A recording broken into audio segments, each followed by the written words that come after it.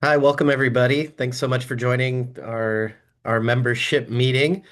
We're gonna get everything started right away, but just want to let folks know that we are recording this presentation, so it will be available, on our YouTube page and various social media platforms here in the coming days. Also, we had a robust meeting here in the afternoon with close to 200 OCEA members who were able to join. So thanks so much, folks, for joining us for the 5:30 p.m. Version. And kick us off with some welcoming remarks. I do want to kick it over to our Chief OCEA Steward, our OCEA President, Judy Bowling. Hi, good afternoon, everyone. Thank you so much for taking the time after a busy work day. And we know everybody has family and friends that they want to get to this evening, but this is an important meeting, and we're glad that you joined us. And I am going to kick it over to CB. Okay, thank you, Madam President. And I just remembered that at the noon meeting, I failed to even introduce myself. So, Charles Barfield, OCA's General Manager. And as you can see from the agenda, we've got some pretty meaty topics. But first and foremost, this is the unofficial, maybe official kickoff for negotiations 2026. We wanted to invest some time with our membership to bring them up to speed, remind them of our current agreement, talk a little bit about budgets, both at the federal level, the state level, the county level, and even down to the municipality level, because budget talk is certainly in the air. And then we will wrap things up with Tim offering up ways that each and every one of you can join us, stay engaged, stay involved, and help us position ourselves as strong as we can going into 2026. So let's take a look at where we're at in our current agreement. As you know, we are finishing the second year of our 3-year deal that we negotiated and completed prior to the expiration of the prior contract. That's important to know because, one, it's never happened before.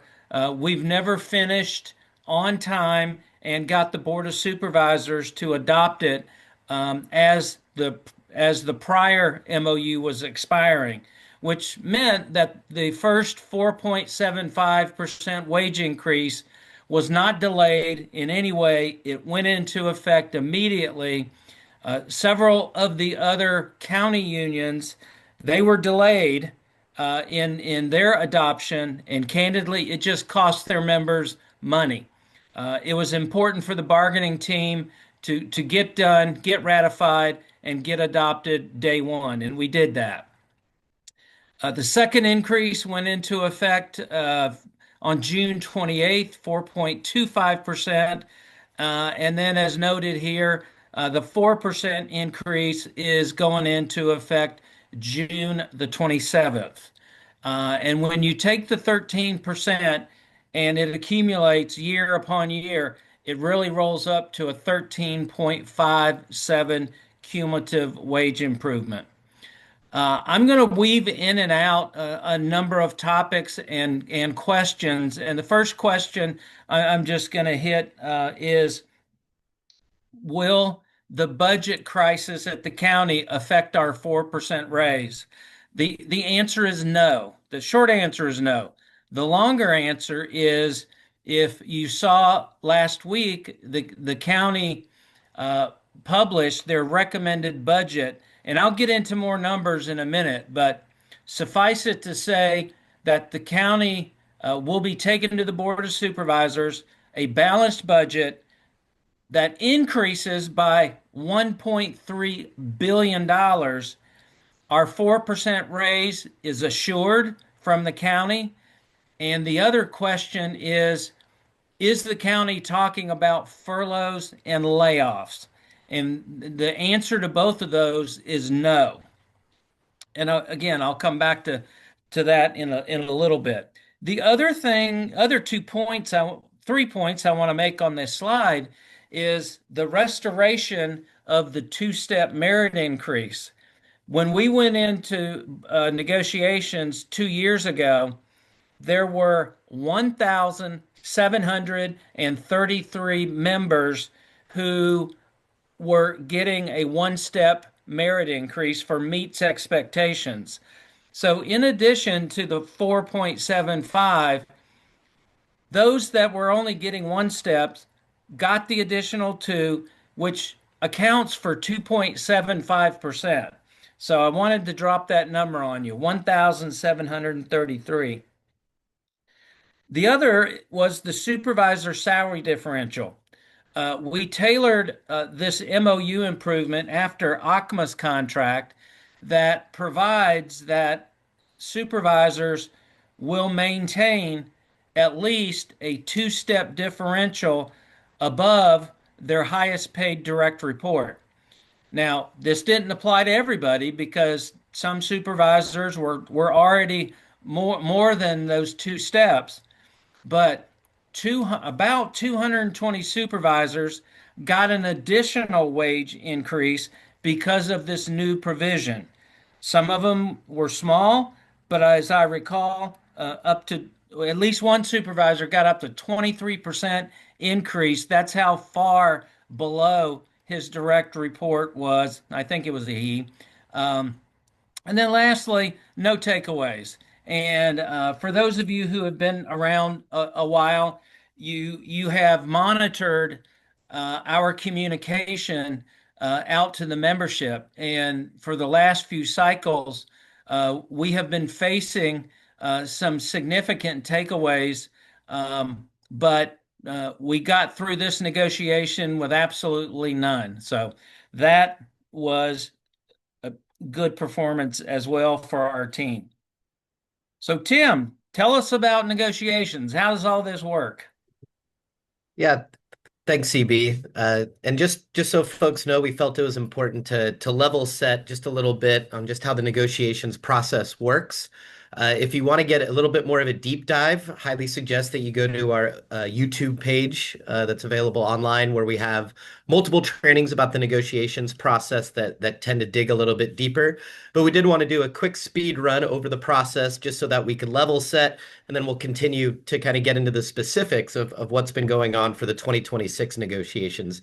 Again, everyone, my name is Tim Steed. I'm the Assistant General Manager here at OCEA. Thanks so much for joining for the evening shift. Again, we had close to 200 folks on our afternoon meeting, so we know the interest is there, and this will be available for folks to consume again on our YouTube page. So the negotiations process, when we negotiate, it is the most important thing that a union does. Negotiating, enforcing a contract or memorandum of understanding is the reason that the union exists. So it is something we take incredibly seriously because, as I said, it's the most important thing that we do. So that's why we're kicking off here, a good, over a year ahead of time, because the process has already been going since the very moment we ratified our last MOU. First, I want to talk about, where do we derive this right? It's not a God-given right that public sector workers have the ability to form and join and participate in the activities of an employee organization, but we get that right through the Myers-Milius-Brown Act and California law. So it's important to know that this isn't something that's automatic. It's something that we continue to have to fight for to even have the ability to stand together in our union. And that gives us the right to engage in collective bargaining. And collective bargaining is a term that you'll hear a lot and sounds a little bit wonky, but what does that exactly mean? Well, according to the AFL-CIO, collective bargaining is the process in which working people through their unions negotiate contracts with their employers to determine their terms of employment, including pay, benefits, hours, leave, job health and safety policies, and ways to balance work and family, and so much more. When you think about how much you get paid, your safety on the job, the benefits that you get for it, the dignity of hard work, these aren't just small things. These are some of the most important things that impact you and your families. So that's why it is the most important thing that we do. So we know kind of what the process is of collective bargaining, but what exactly do we bargain? Well, all those terms and conditions that we talked about, your pay, your benefits, your all the other things that are so important, they're all encapsulated in our Memorandum of Understanding, or MOU. In the public sector, our contracts are called Memorandums of Understanding, but that's the what that we come together to collectively bargain. Now you might ask, and again, I remind everyone this is a speed run, so if you want to get more familiar, I highly recommend you checking out our YouTube page.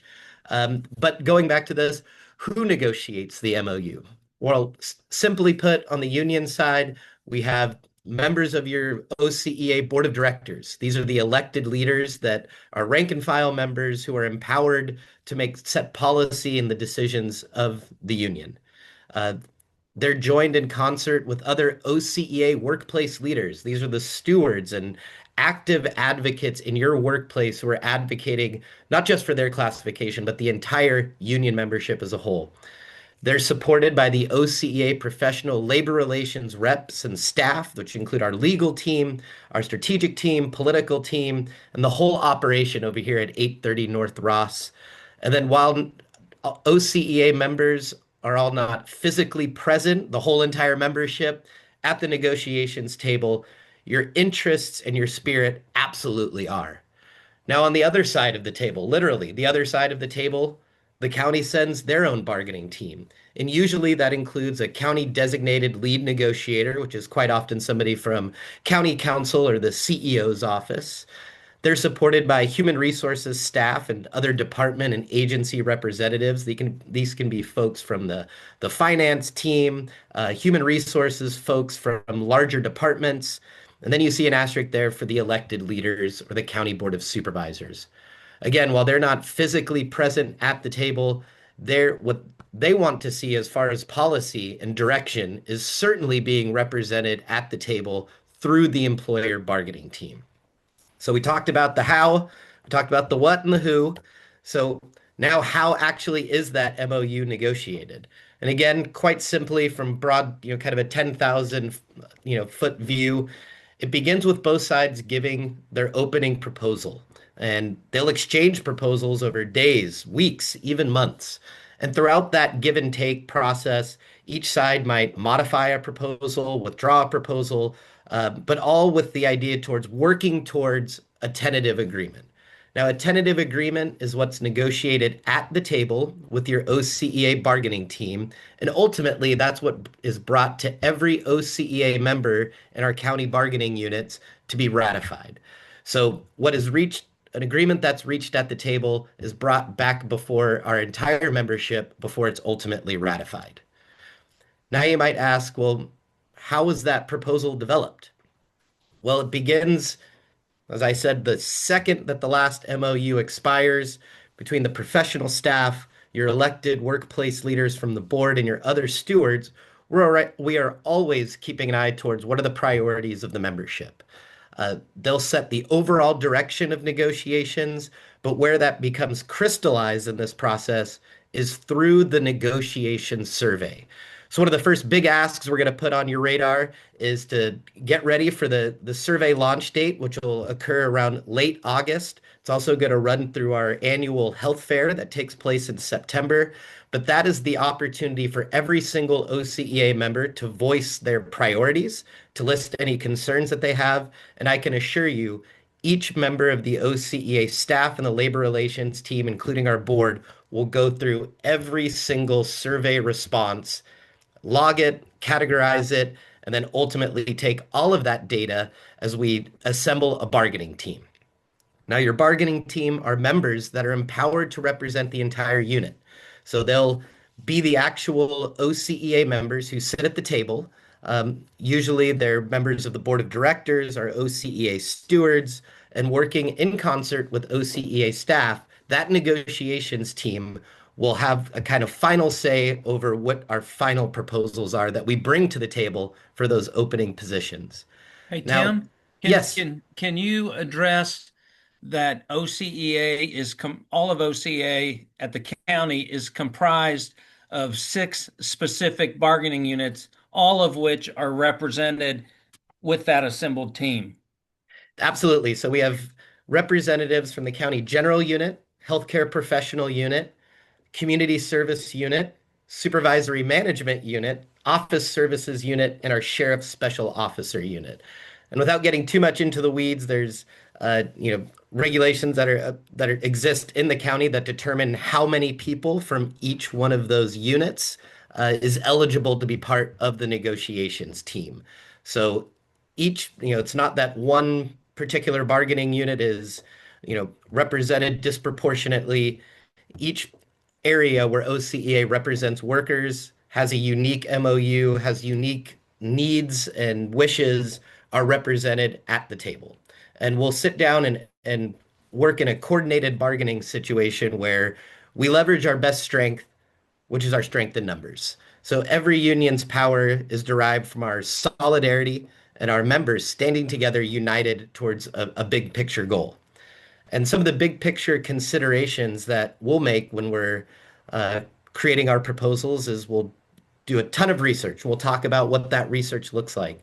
We'll keep an eye out on economic and political trends that are existing, external factors that could impact the viability of our proposals and what exactly those should look like. So once we put together our proposal and start doing that research, what's some of that research that we do? Well, we're going to review the market. We're going to look at pay in similar jurisdictions in the public. We'll look at public agency settlement patterns so we can get an idea of what the market's bearing. We'll evaluate benefits, the cost of healthcare, inflationary impacts on those, what accrual comparisons look like between us and other jurisdictions. And of course, we read the county budget. We look at the books. We get deep into the numbers to understand where the county might be putting money, stashing money, or whether or not they're properly spending their budget to make sure that they support the most valuable asset that this county has, which is its public servants. But know that the county also has their own proposal. And as much as we would love it that the county only work on the tremendously great ideas that we bring to make improvements to the county, well, they're going to have some of their own priorities. And those priorities come through the CEO's office, the financials office, human resources, the boss.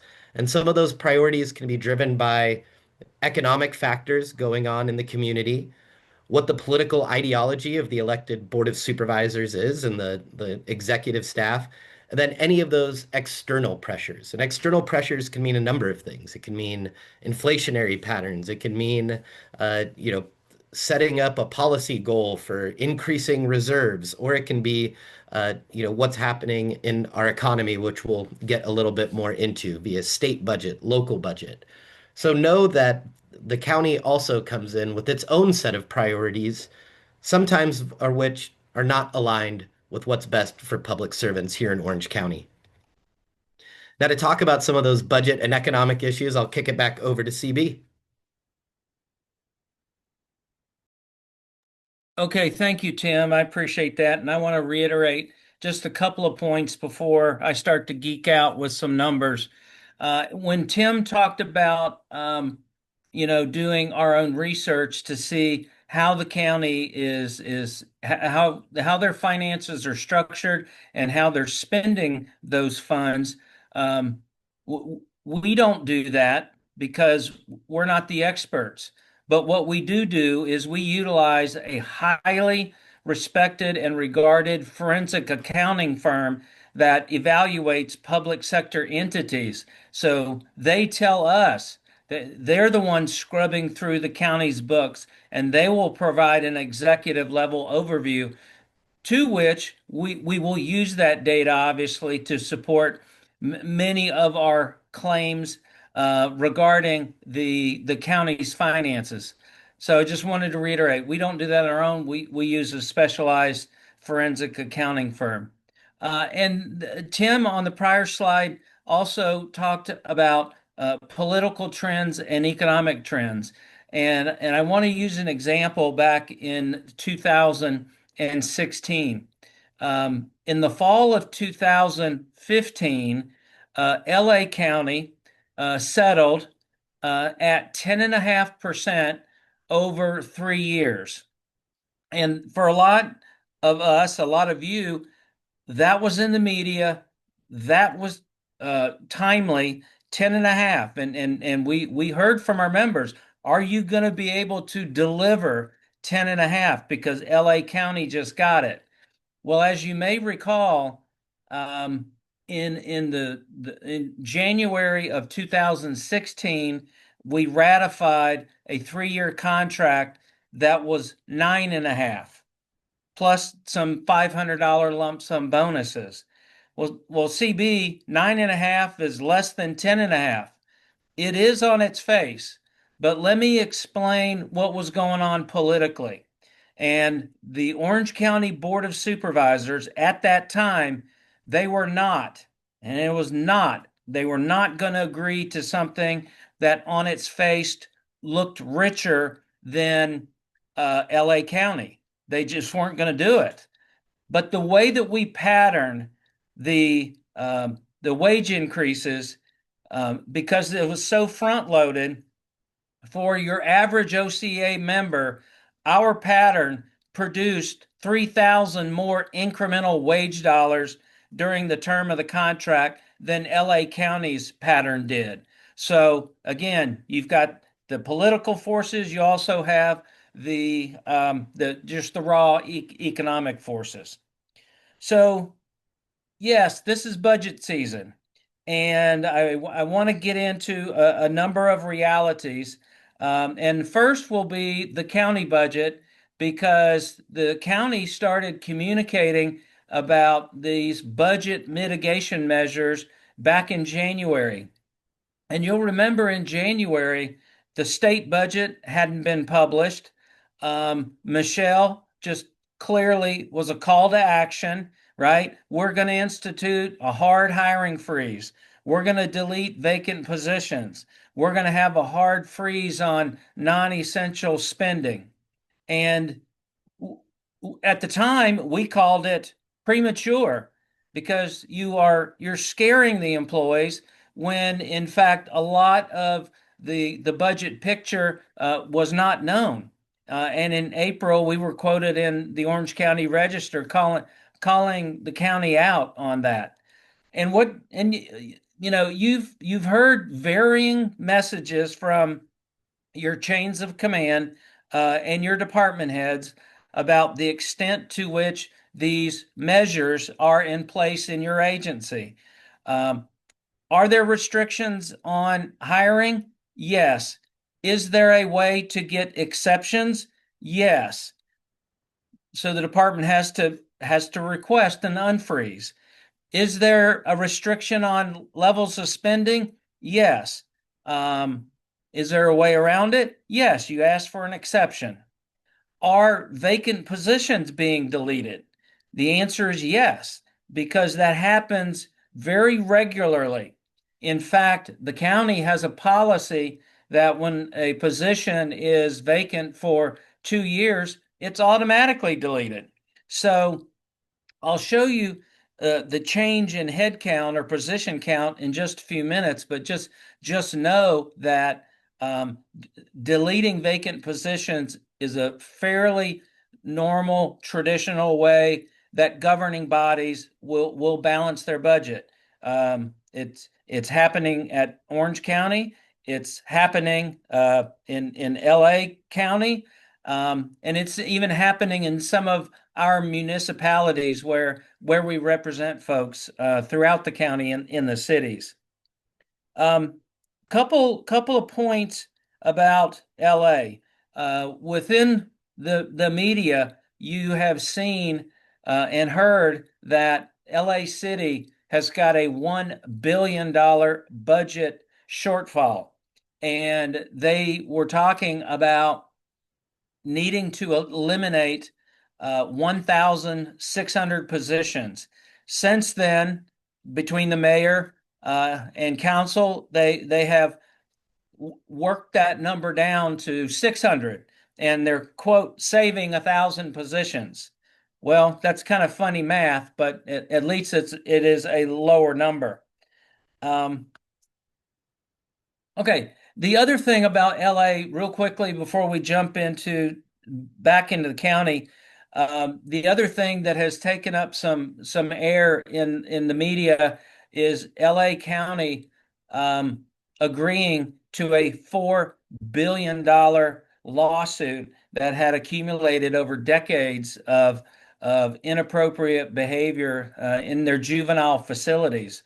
And so, again, LA City, tough times, LA County, also tough times.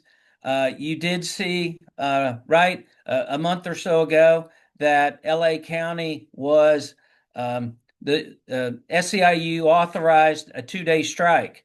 And the primary reason for that was their MOU expired back in March. And LA County has 0% proposed wage increases. So just as Tim showed that A County puts forth their own proposals, in LA County, the number is 0. And I got to believe that a lot of that is driven off of that lawsuit settlement. So let's jump back into the county and a couple of highlights.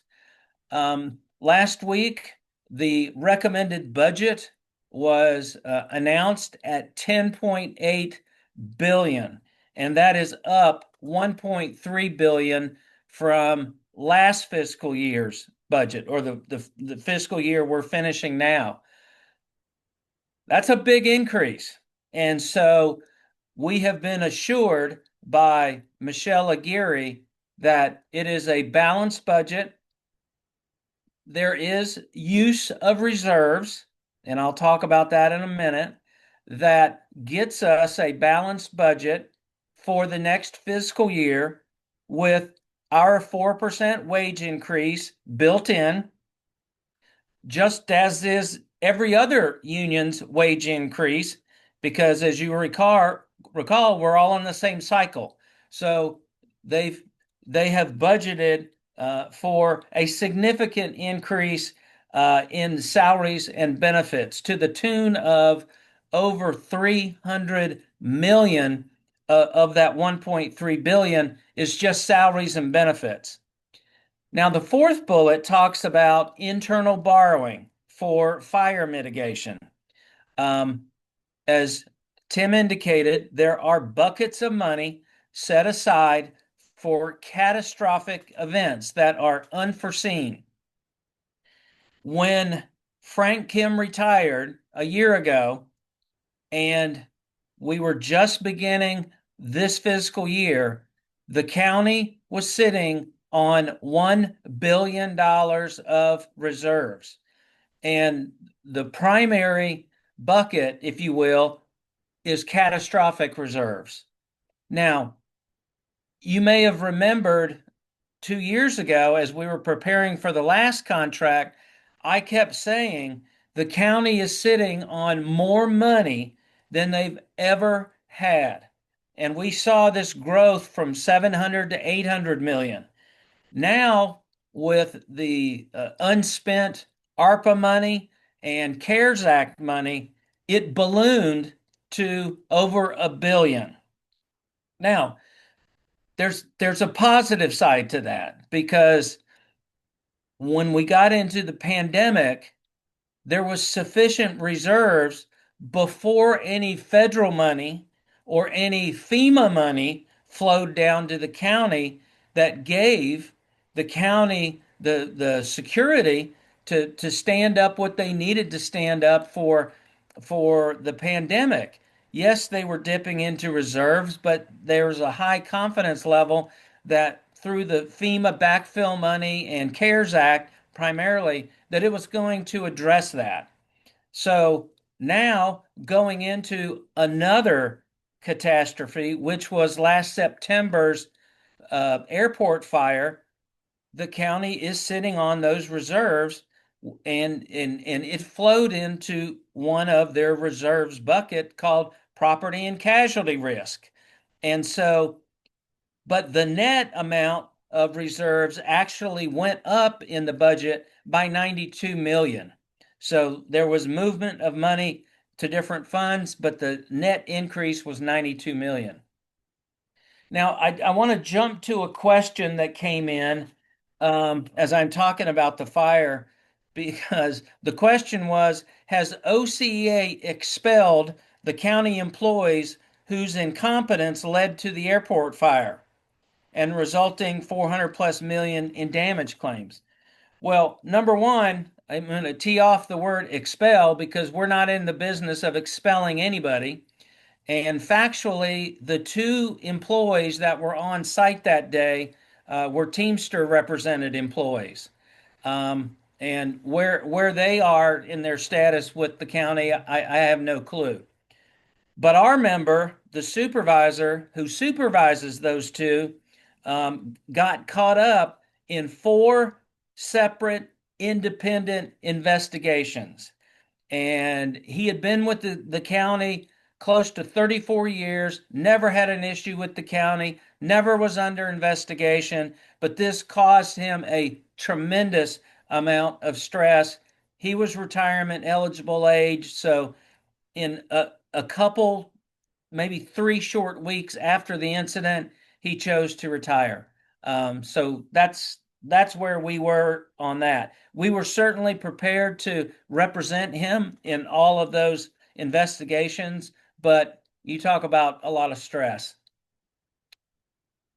I want to chat briefly about this vacancy rate and bringing the vacancy rate down rather significantly. When we were in negotiations 2 years ago, we put together a chart that we would show the Board of Supervisors every time we would meet with them. OCEA's vacancy rate was budgeted at 8.7. We were running 15.7, and that difference was saving the county $65 million a year. And so we took that to the supervisors and said, the amount of internal stress that this vacancy rate is creating, in addition to the savings that it's creating for you, the clients don't go away, the work doesn't go away, the bosses don't go away, and it was loud and clear in our survey that this was causing a lot of workplace stress. So we feel like that was an effective argument to ultimately reach the settlement that we got. And positions. So in the budget are 18,620 positions.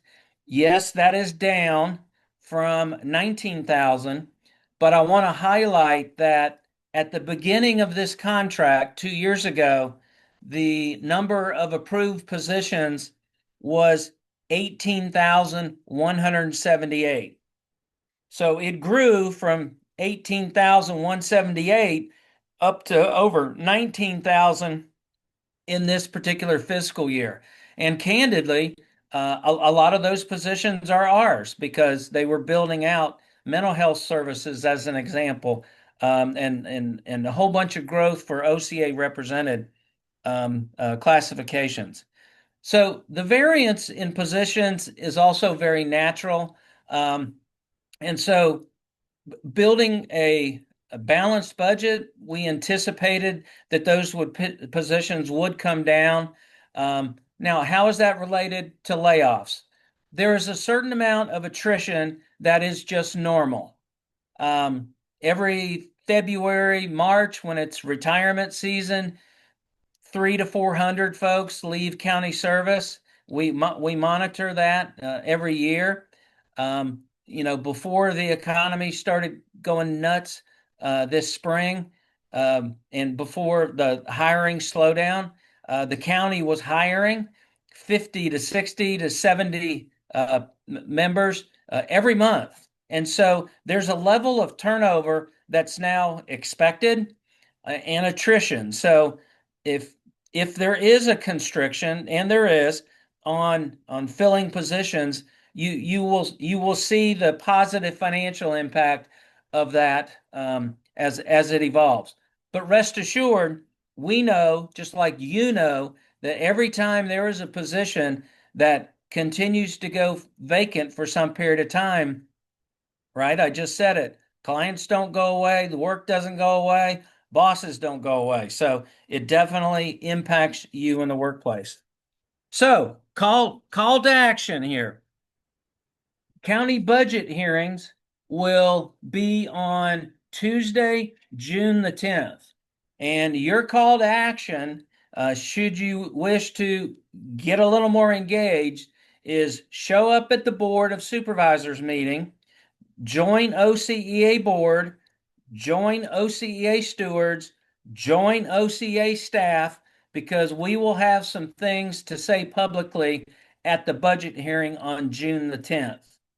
And then on June the 24th, the supervisors will in fact adopt the budget once they go through the hearings.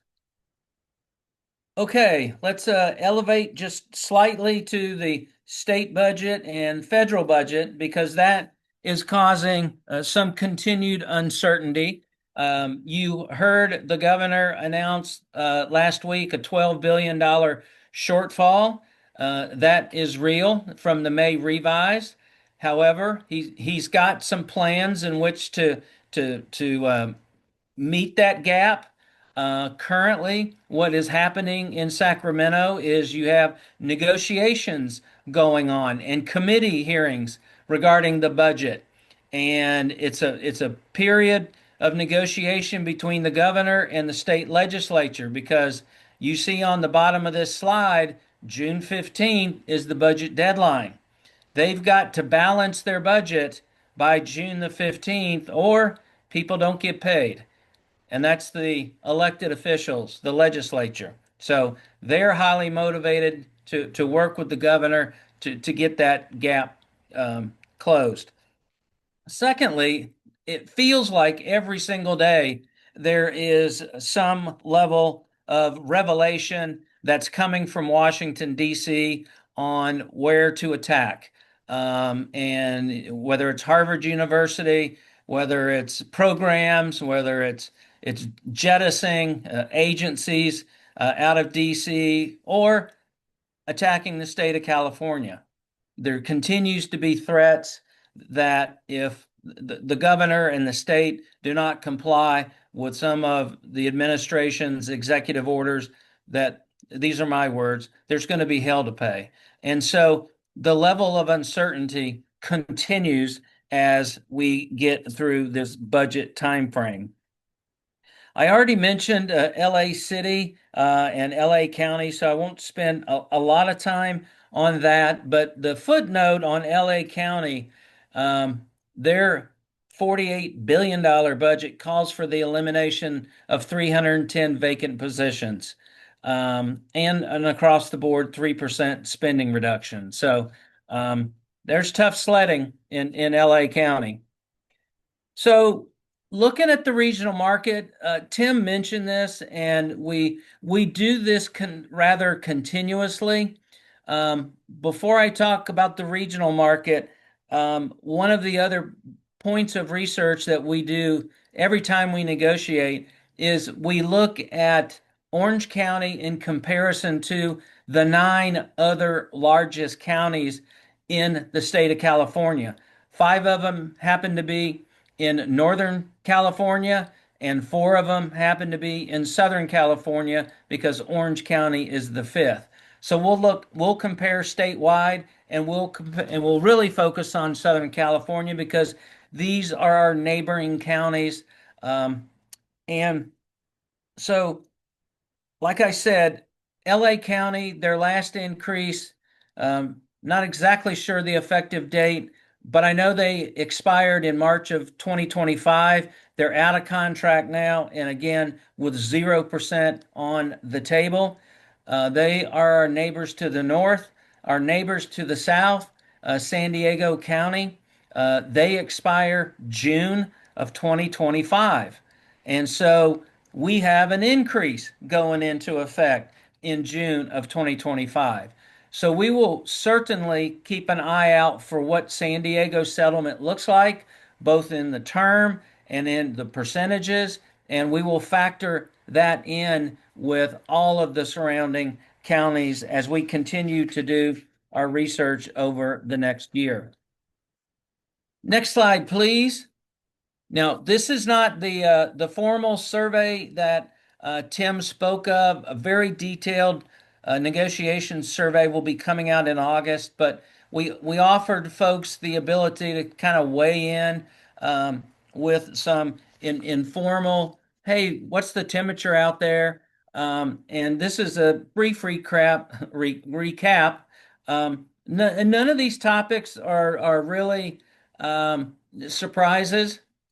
Certainly, pay increases are always the number one priority. I'm gonna jump to another question real quick because someone wrote in, there are only two of my position in the county. Is my concerns or interest lost among concerns of the many, many other positions? Well, there's a reason that pay increases and maintaining health care are generally the two highest priorities. It's because those are very broad economic proposals and priorities. And candidly, in our business, particularly when it comes to negotiations, it is getting as much as possible for as many as possible. And that's why broad wage improvements are always the number one priority. Um, Yes, we represent over 550 classifications, and it's difficult to dial into a classification that only has two people in it. But as Tim committed, fill out the survey, tell us what you're experiencing, tell us what your priorities are, and they will certainly be considered. Juneteenth, yes, we will continue to fight for an additional holiday. We have seen some modest success out in the cities. Not a lot, but modest. So we'll continue to promote that. Retirement plans. I'm also going to go to another question. Is it possible to negotiate a change to the retirement benefit formula to 2.7 at 55? I presume that is a PEPRA type question because it says improve it to 2.7 at 55. Little bit of just background. PEPRA went into effect in 2013. That PEPRA is the Public Employee Pension Retirement Act. It restricted retirement formulas for people hired after 2013. As a gift from John Morlock, he got a charter measure put on the ballot that restricts any retirement improvement for only county employees, mind you, but it requires a ballot measure to go to the public. So, do we have the ability to improve Plan T, which is the 1.2 at 65, up to 2.7 at 55? It would have to go to the voters, and that's not an easy proposition. I do want to address one more item on this in terms of bilingual pay. Bilingual pay is the largest premium that we have. We have varying levels of bilingual pay in all of our MOUs. One of the common questions last cycle was, are we proposing anything on bilingual pay? And the short answer was no, because the county had expressed interest in remodeling, reforming, restructuring bilingual pay with a goal of becoming more consistent across all of our units with nobody losing any bilingual pay. So that is still yet to come to fruition, but the county does have a priority to restructure that, and I'm hopeful that it's coming in the not too distant future. We will certainly keep it focused. Okay, Tim, what is your role in negotiations? Yeah, thank you, CB. As we start transitioning from the education portion to the action portion, it's just critical for folks to know what their role is.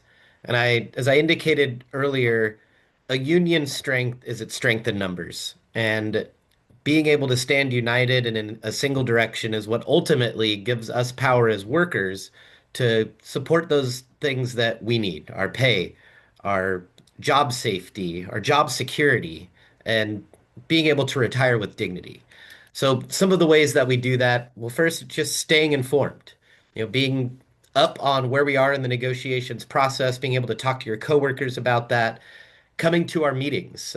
For those of you that joined us this evening and for those that joined in the afternoon, that's a great first start. Knowledge is power. Then participate in actions. And you notice that there's an asterisk there. When we go to the table, it's our intention to negotiate with the county team, bring in our research, our survey data, the priorities of the OCEA members so that we can achieve that at the bargaining table so that everyone can focus on the important public service that you all do. However, sometimes it doesn't go that smooth and the give and take isn't so clean. So that's what we might ask you to participate in an action. That action could be coming to a Board of Supervisors meeting like the June 10th budget hearing, could be coming to an OCEA action at a Board of Supervisors meeting that could include a press conference or a lunchtime picket. We don't know what those actions are going to be, but the only way that you'll know is if you stay informed and attend our meetings such as this one. Next, I want to just turn people on to our activist ladder. This is kind of the ways that you can increasingly get more involved as an engaged member of your union. At the top or the bottom, that's just being an engaged member, somebody who's just staying up on your emails, your communications, you are looking out for your coworkers. Next, we'll be starting up our union action team, which is a virtual meeting that we kick off during negotiations so that we have a space to educate all OCEA members on exactly what's going on at the table each and every week. Then you have your steward, and those are the workplace leaders who are signed up via a petition, who are actively helping with the OCEA strategy, and often are where we find members of our bargaining team. Then our bargaining team members, who are kind of a mishmash of our board of directors and workplace leaders, those are the folks who are empowered by the bargaining team to actually negotiate the contract along with the OCEA staff. And then, of course, the OCEA board of directors, which are the elected leadership of our union. If this is something you want to get more hooked up in, this is the great time. We're a year out from negotiations, so perfect amount of time to start working yourself up through this activist ladder. Please go to ocea.org/get involved. But we do have one critical ask for everyone here tonight. First is if you're not receiving our emails, I know Kevin's going to throw into the chat a link, but if you have your phone out and you're doing this on your computer, you can scan that QR code and that will register you for OCEA emails to your home.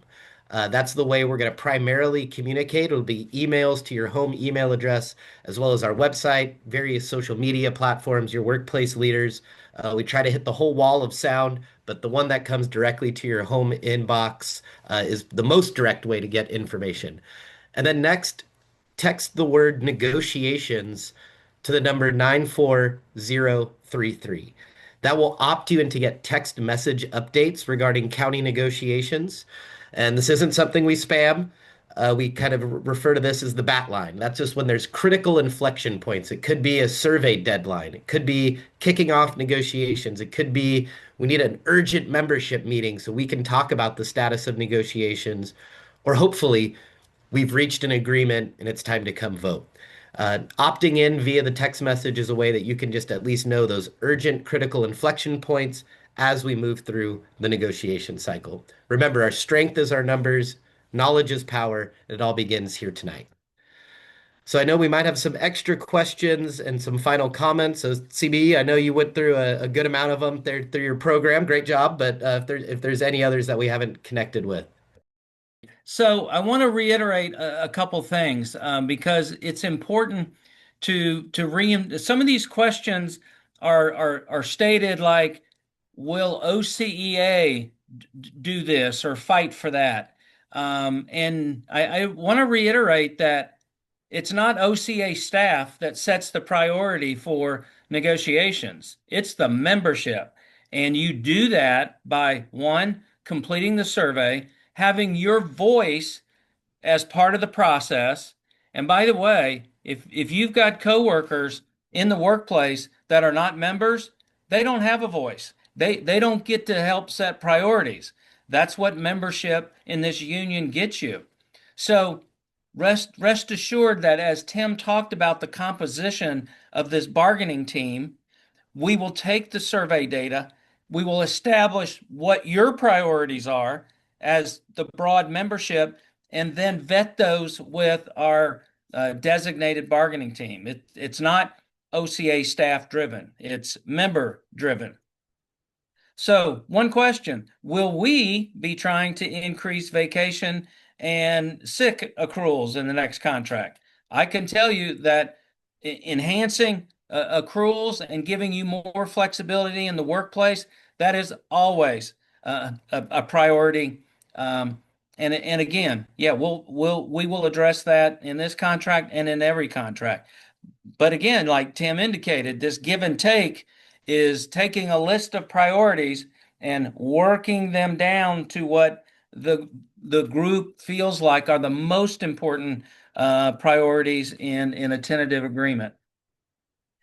Question: some of the senior non-supervisory positions are doing a lot of the supervisor work. Will that be looked at for reclassification? Candidly, that provision already exists in each of our MOUs. There is a process where we can request reclassification on your behalf. And so if you're in a situation like that needs to be evaluated, check in with your agency reps and talk through the proportion of what you're doing and where that may be out of line with your classification. Another question, let me jump into the fire lawsuits. Are there anticipated issues with the county negotiations and fire lawsuits? Well, first of all, the anticipated exposure to the county is being mitigated in really two ways. Number one, they built a budget for this upcoming fiscal year to address that, balanced, and that growth in that budget is significantly impacted by two things. One, the reserves for anticipated claims, and two, salaries and benefits. And the other mitigating factor, the county has been in settlement negotiations and settlement mediations for quite some time. Now, technically, not exactly sure how fire damage gets put into different categories. I've heard them talk about smoke, naturally, ash damage, certainly physical property damage. And I think in a small number of cases, there's actually personal injury cases. And so these claims are being put into categories and they're being negotiated and mediated. Some of the initial positives that have resulted is that I certainly believe that, particularly as it relates to personal injuries, the county is going to be stroking some checks. But in other cases, Michelle has indicated that they're working on negotiating payment plans that are stretched out over time, buying annuities for people that will provide a stream of income for the rest of their life. So there's different ways that the county is attempting to mitigate, which is a positive, the immediate impact of these claims, because certainly next fiscal year is covered. The year after that is 2026. That's our bargaining year, where every union for the county is going to expire in June of 2026. So we will be monitoring the fire claim situation very, very closely over the next year or so. Another quick question. What can we do to ensure wage increases for our next MOU? Tim just gave you the roadmap. Get informed, get engaged, join OCA, join the union action team, apply to be on the bargaining team. All of those actions, even the simple ones of staying informed, gives us the ability to express to the county that our membership is watching, they are monitoring, they are evaluating you as an employer. So it's about engagement. Want to end with really two things.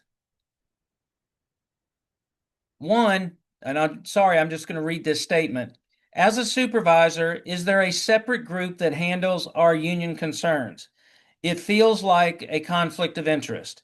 Most supervisors don't feel comfortable submitting concerns after we know our employees have submitted their concerns that we feel aren't true. One of the bargaining units, sorry, I was holding up that piece of paper. One of the bargaining units Tim mentioned is the supervisory management unit. And that is a county-wide, in fact, it's one of our largest bargaining units. And yes, it's made up of primarily supervisors across the county. When there is some level of conflict of interest, and as a supervisor, you need representation or just counseling or guidance, we internally will separate our rep assignments in a particular agency. If one rep is working with your direct report and you've got a concern, we want to hear from you because we have an obligation to you. Because we're the exclusive representative, we have an obligation to ensure that your concerns and interests are accounted for. So not only does it show up as one unit out of 6 at the bargaining table, but candidly, it's one of our largest units, and we don't want our supervisors feeling that way. I'm going to end on a note that someone wrote in and said many would like OCEA to have a firmer stance with the county, and if raises are not given at a reasonable level or higher than 13% for 4 years, then we should consider going on strike. And so our last contract was 13% over 3 years, not 4 years.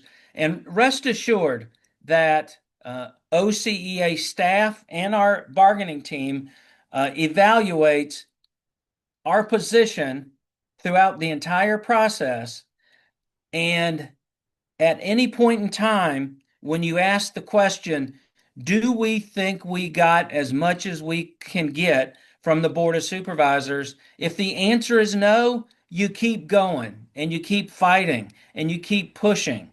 And would that include a potential strike authorization? Of course it would. I mean, if you're in LA County and you've got nothing in wages on the table, makes perfect sense. At the same time, we've got our final raise going in at 4%. So whether it's a workplace action, an action in the press, a workplace stoppage, i.e. strike, everything is on the table to best position to get you what you deserve. And that's a constant evaluation that we go through with our bargaining team. So I wanted to give you a little taste of what some of the topics coming in are. We appreciate that, and the more formal survey will be coming out soon. And really, that is your choice. I mean, your chance to express your voice and your priority. So with that, we are going to kick it back to our number one steward, the OCA president, Judy Bowling, who is no longer driving in her car, thank goodness. And Judy, close us up for the evening. Okay, I'm going to just repeat something Tim and CB said because I think it bears repeating. If you would like to get involved and see how our bargaining team works, please start coming out and getting involved. Our first action is going to be at the Board of Supervisors meeting on June 10th. We're going to meet at OCA and walk over. So please come out and join us on Tuesday, June 10th. And fill out the survey when it comes out in August. Get all your coworkers to fill it out so we know the priorities. And then if you'd like to apply and be on the bargaining team, please do so. It's a fascinating way to understand how our MOUs are created. So the union is you and all your coworkers. So if you are interested in changing things, please come out and start getting involved. We'd love to have you there.